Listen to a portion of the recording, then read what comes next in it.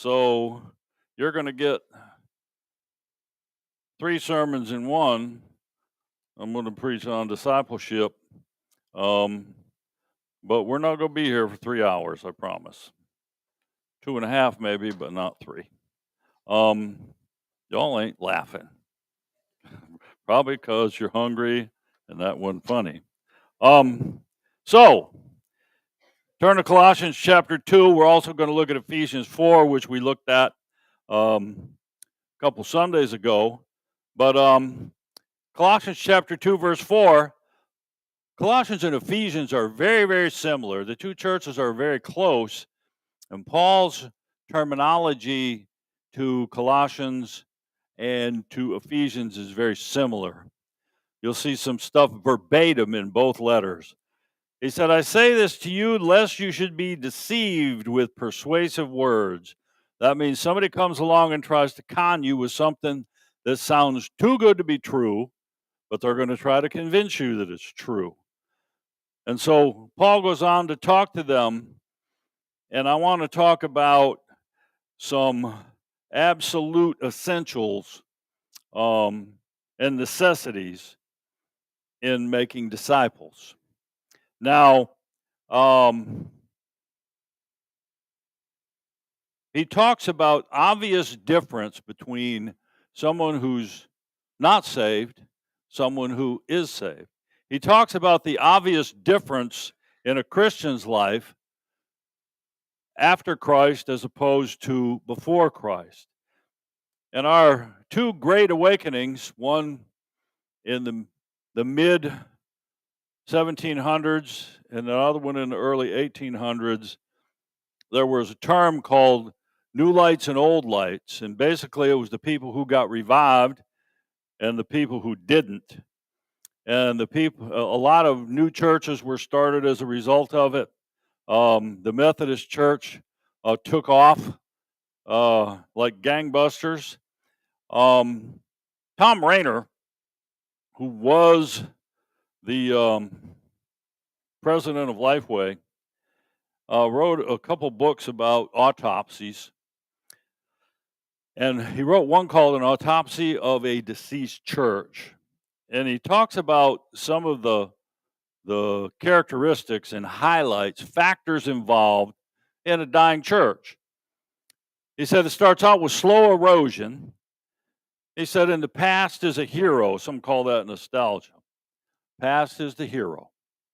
Always wanting to go back there. Always talking about it. That is the number one characteristic that all dying and dead churches have in common, is they spent too much time in the past and focusing on it. They refused to look like their community.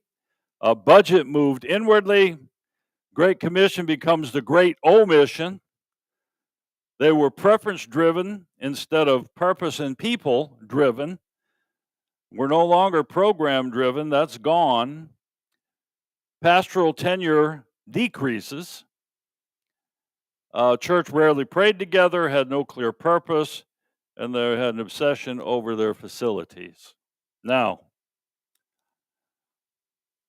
he goes on to say that in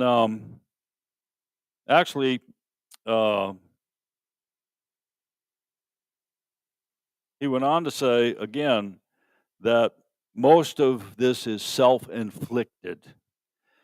Now, about 10 years ago, a friend of mine and I went to Nazareth College in Rochester, New York, for a preview of a documentary type movie that was called When God Left the Building.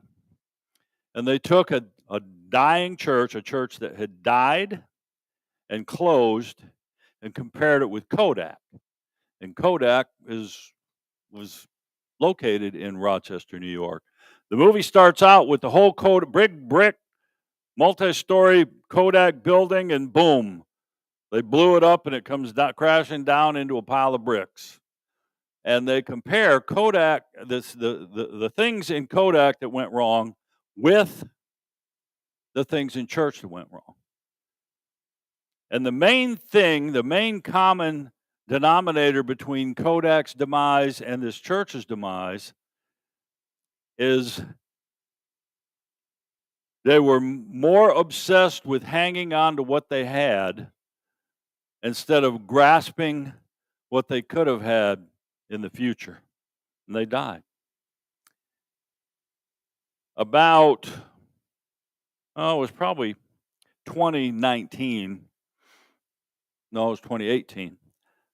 I was at a church in Monroe and took the staff to Mooresville.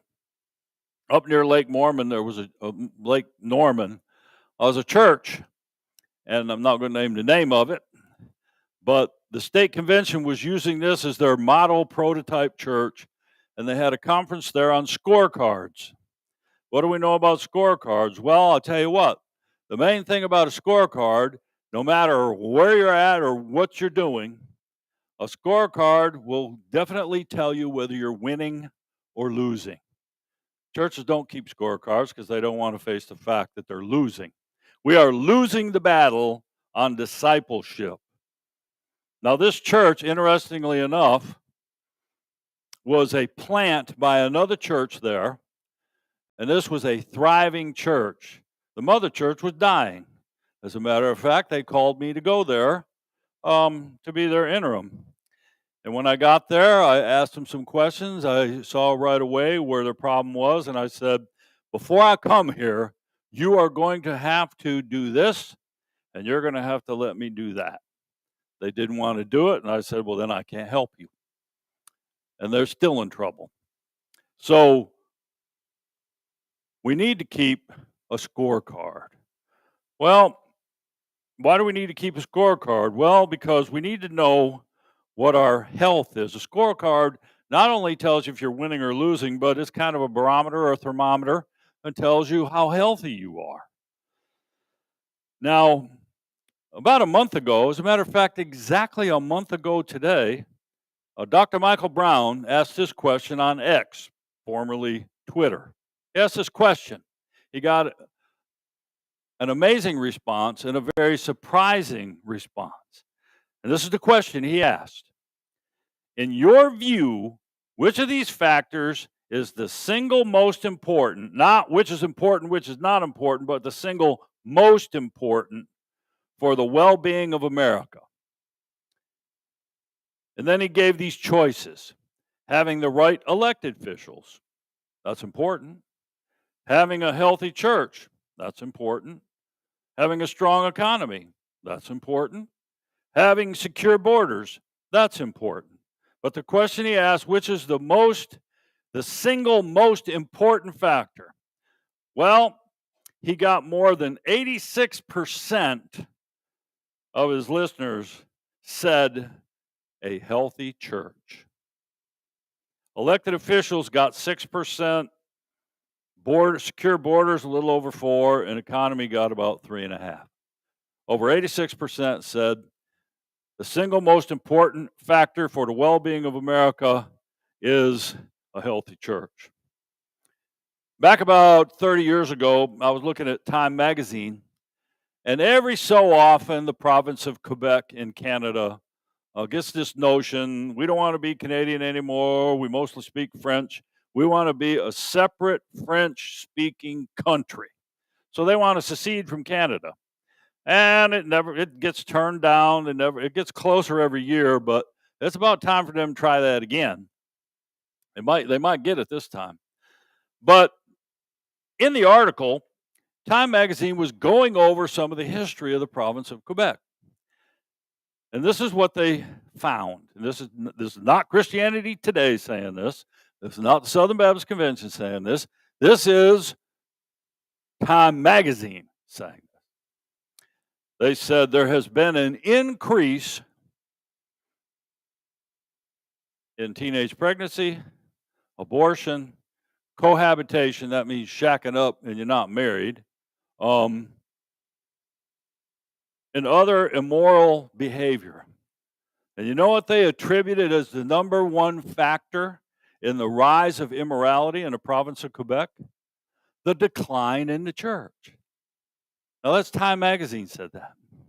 So a healthy church is more than very important to a healthy nation, a healthy anything. So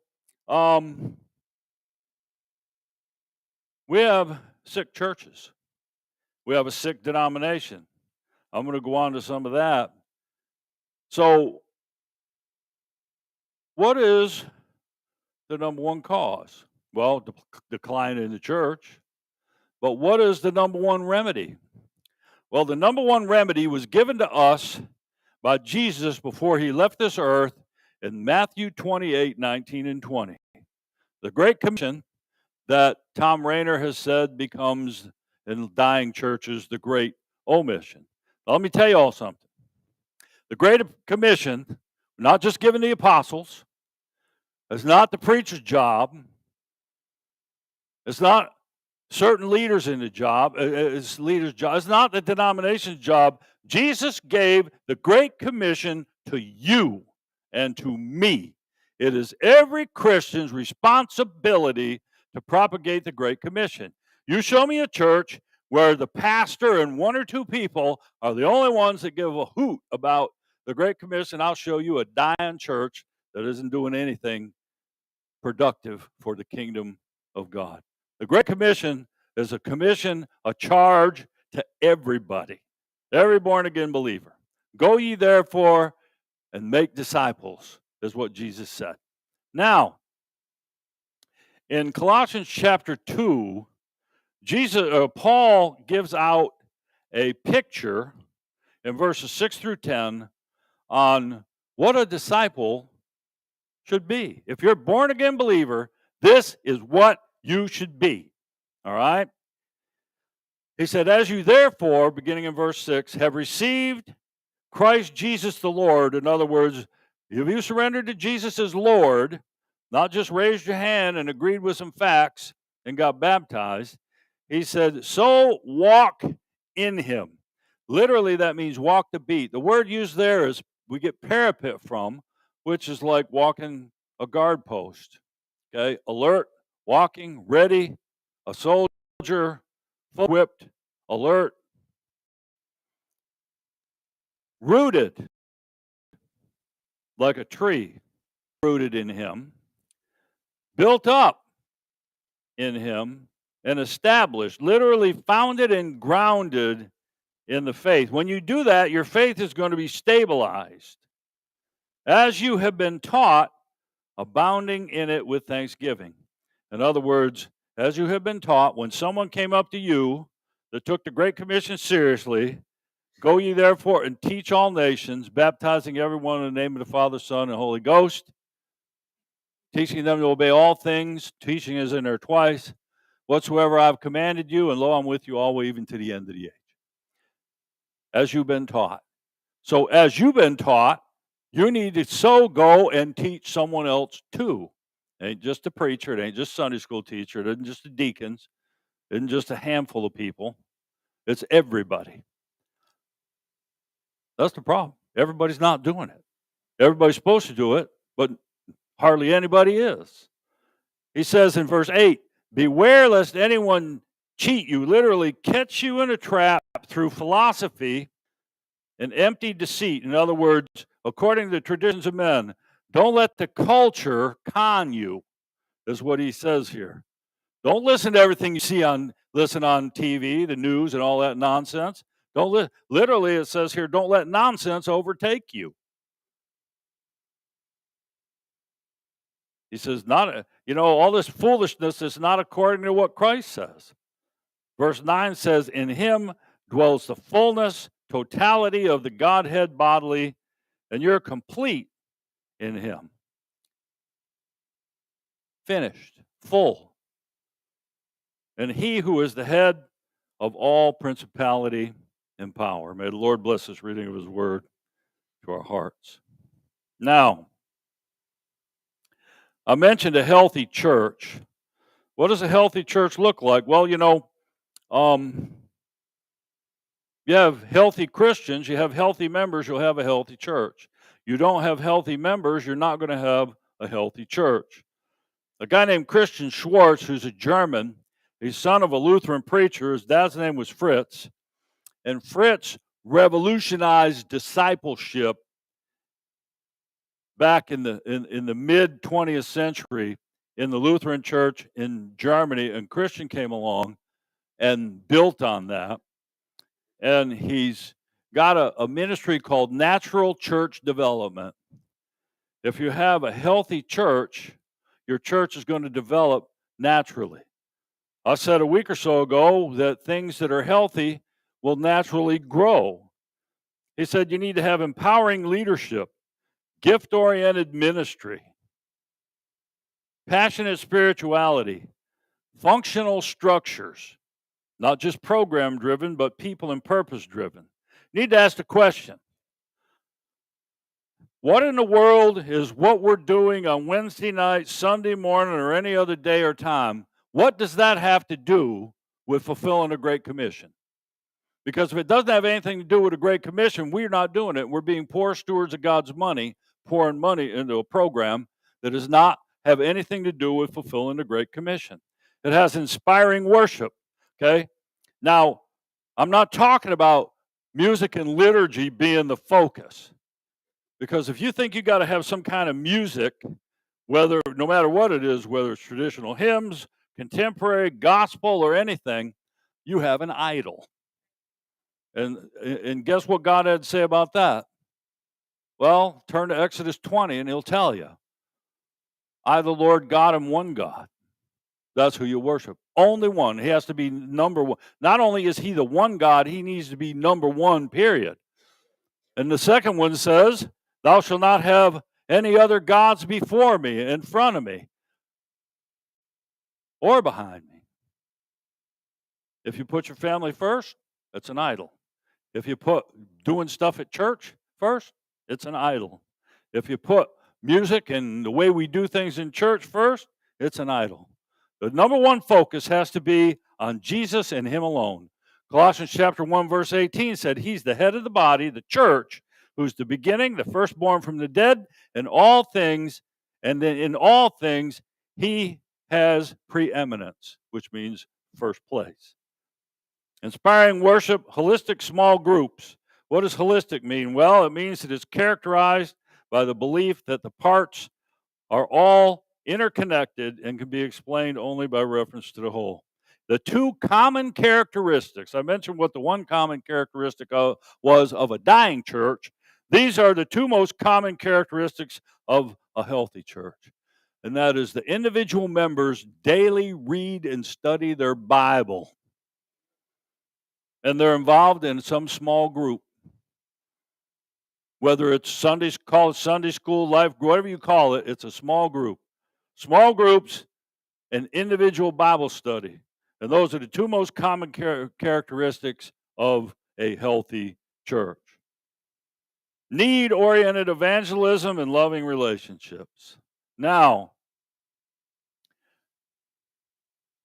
I want us to look at some of the necessities here. And as we think about, is Jesus number one's got to be control. He's got to be is number one. He's got to be in control. Commit. Well, I don't like commit. Why? Well, commit means you're still in control. Surrender and yield means that you've given everything over to him and he's taking charge of you and you're out of the way. We're going to talk about that a little bit more when we talk about some wheat toward the end of the sermon. So what is absolute necessity number one in making disciples? Well, you need to have a clear expectation for membership.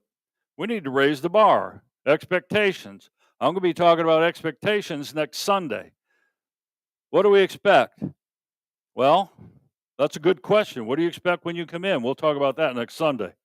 But back in 2006, the Southern Baptist Convention had 16.3 million members and has been doing this ever since.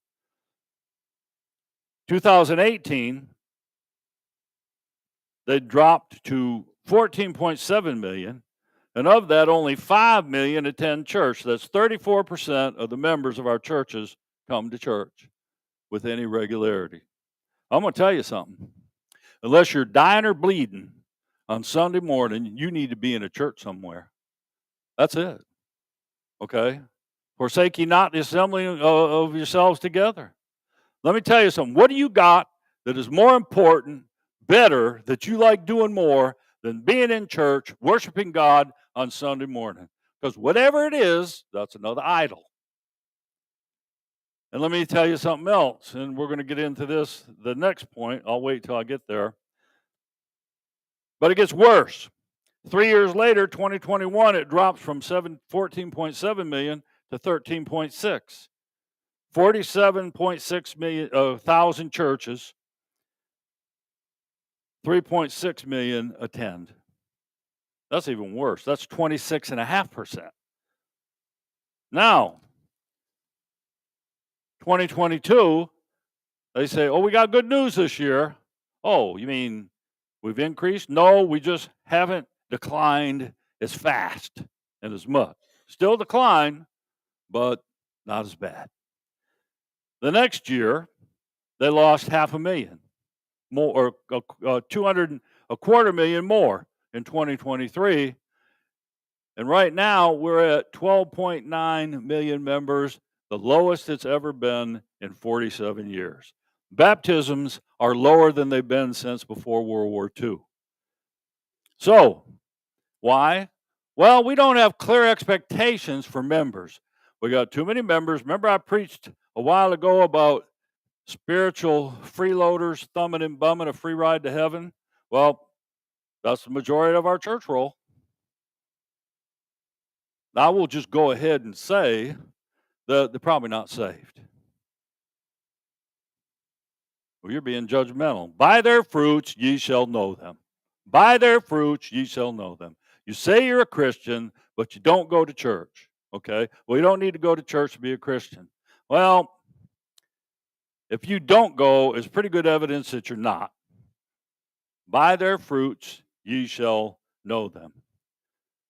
We got more churches than you can beat with a stick. You can't go in any direction without tripping over a church. And you can go in any one of them. You don't have any problem. No police there, no Gestapo, no Stasi, no KGB. It's not KGB anymore. It's called something else. But nobody there to stop you, arrest you, put you in prison for going to church. Clear expectation or no expectation? That's the expectation most churches have. None. You know what I got to say about none? If you aim at nothing, you'll hit it every time. And that's where we are. There needs to be a requirement at the point of entry. Survival Kit is my all-time favorite. Caleb and I talked about this this week about, putting together a new members orientation class. At the minimum, you need to give them something like Call to Joy or Survival Kit for New Christians or something from the Navigators and link them up one-on-one with a mentor to disciple them in the faith. So there needs to be clear expectations for membership. You also have to have an understandable process for maturity. So how do we make disciples? Do we intentionally have a process to, we need to have a strategic plan of evangelism, to get people saved. And then we need to have a strategic plan to grow them once they get saved. And what are we growing them into? We're growing them into a mature disciple that is going to go out there and do the same thing that someone did with them. Go out there, find them, befriend them, cultivate them, and lead them to Christ. And then someone stick to them like glue until they grow beyond the bottle feeding phase to a self-feeder and show them how to lead somebody to Christ and send them out there to go do the same thing. So, what is the understandable process? Whatever that looks like, it needs to involve going out, round them up, bring them in, train them up. Send them out, round them up, bring them in, train them up, send them out, round them up, bring them in, train them up. Rawhide.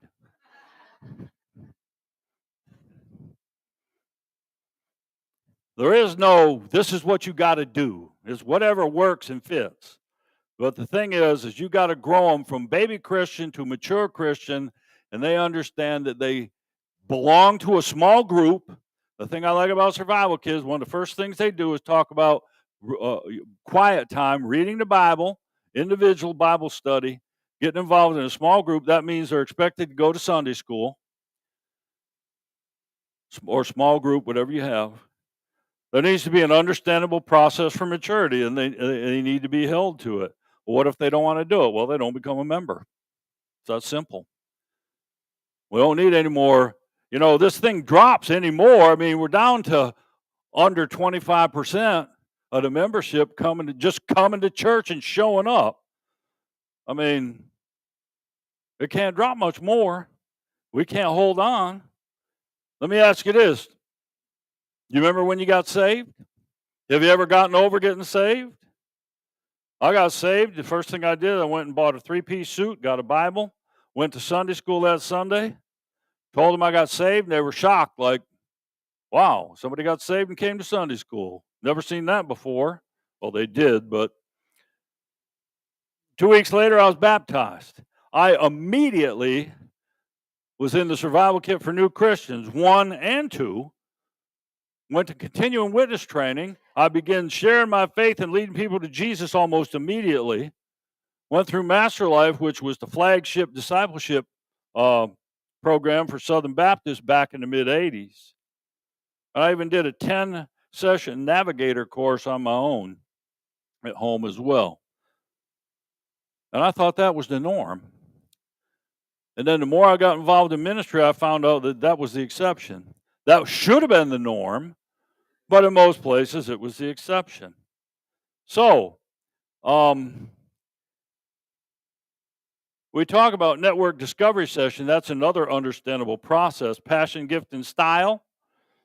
1 Corinthians chapter 12, verse 1, Paul says, concerning spiritual gifts, I don't want you to be ignorant. I don't want you not knowing. And your gift is there. And in verse 6 of 1 Corinthians chapter 12, it says, and there are different activities, same God, who activates each gift in each person. Now, let me tell you how this is. You get saved. You get the gift of salvation. You have spiritual gifts. This network thing we call discovery session. Why? So you can discover your passion, your gifts, and your style. Activates. What is that? Well, it works like this. You know how you got a expiration date on your bank card, your credit card, and all that stuff, and you get a message on your phone or an email saying, oh, your card's expiring soon. New one's in the mail. If you don't get it within whatever, let us know. Well, it comes in the mail, and you got that little strip on it that says, call this number to activate your new card. So you call that number, and you don't get a person. You talk to a recording and say, match this button, match that button. Bing, bang, boom. Your card's now activated and ready for use. You got the gift. It's there. You just need to get it activated and start using it. The problem is we got people that hadn't activated it, don't want to activate it. And until they activate it, they're not going to have it. It's there, but you can't use it because they haven't activated it yet. So you need to have expectations for membership. You need to have an understandable process for making a disciple. And thirdly, you need to have outward focus for ministry. Well, what does that mean? Well, let me ask you this. Is your ministry inwardly or outwardly focused? Well, look at your budget. How much is spent in your budget to lead people to Jesus and disciple them to go do the same thing? I'm going to tell you what, it ain't much. How much is spent for feeding and eating and having fun and doing all that stuff? Quite a bit. Now, overhead and things like that, that's expected. Light bill, water bill, things like that. HVAC service. But as far as ministry, how much is spent? In Ephesians chapter 4, we talked about this before. The role of the pastor is equip the saints to do the work of the ministry. And if he does that, you're going to have a measure of fullness, and you're not going to be tossed around anymore like children, but you're going to be grown up. You're not going to be carried to every wind of doctrine and trickery of men that Paul talked about in Ephesians or in Colossians chapter 2. Instead, you're going to be built up, growing in every way more and more like Christ. Now, I could have said this at the beginning and we could have gone to lunch. What does a disciple look like? They look like Jesus. You want to know what it is to be a disciple? Well, look at Jesus. Be like Jesus. Understand Jesus.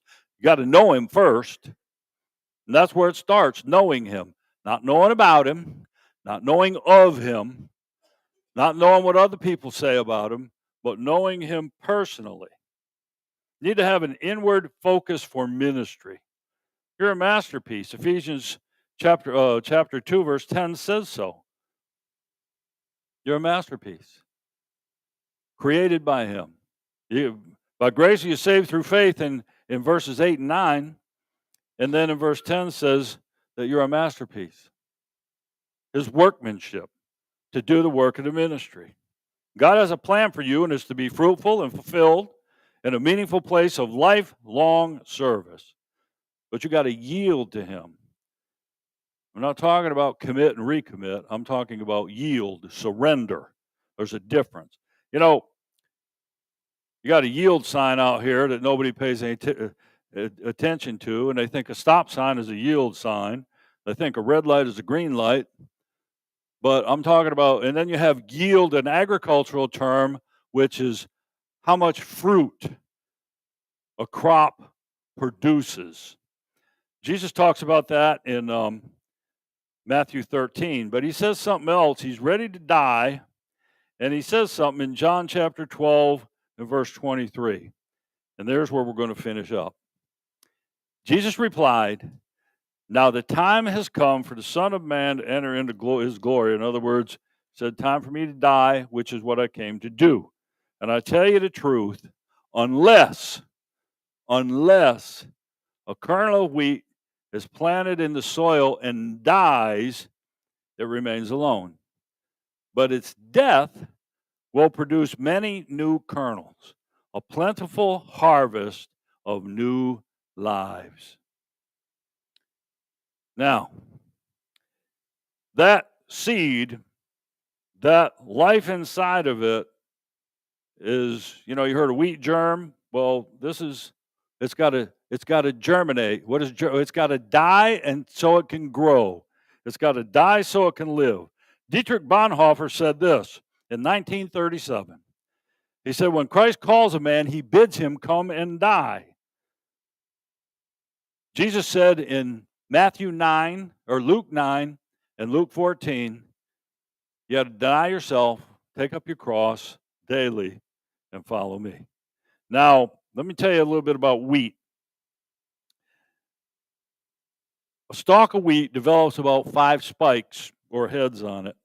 And each of those heads will develop about 20 to 30 kernels. So you get about 125 kernels per stalk, average of 1,600 kernels per pound, almost 1 million per bushel, which is about 60 pounds. Jesus said in Matthew 13:23, when he talked about parable of the sower, which is really a parable of the soil, about the states of hearts, he said, when you have fertile, well-prepared, cultivated soil that can receive a seed, when it receives that seed and that seed dies, it will produce 30, 60, 100-fold. Now, here's the thing, and this is where we're going to close. We're going to get ready to sing our invitation. I want to ask you this. Have you died to self? Because you can't be born again until you die to self. The problem is we have people who make a decision saying that they, quote, committed, but they haven't died because they want that old self with them. Paul tells a story. He talks about this body of death I carry around me. And the picture is the Romans would chain 2 prisoners together. And if one of them died, they didn't go over there and unchain him and bury him right away. They just left him there, and the other prisoner was alive, had to carry that dead body around with him wherever he went. And that's what Paul means when he says, who will deliver me from this body of death? They said, "Thank God for the Lord Jesus Christ."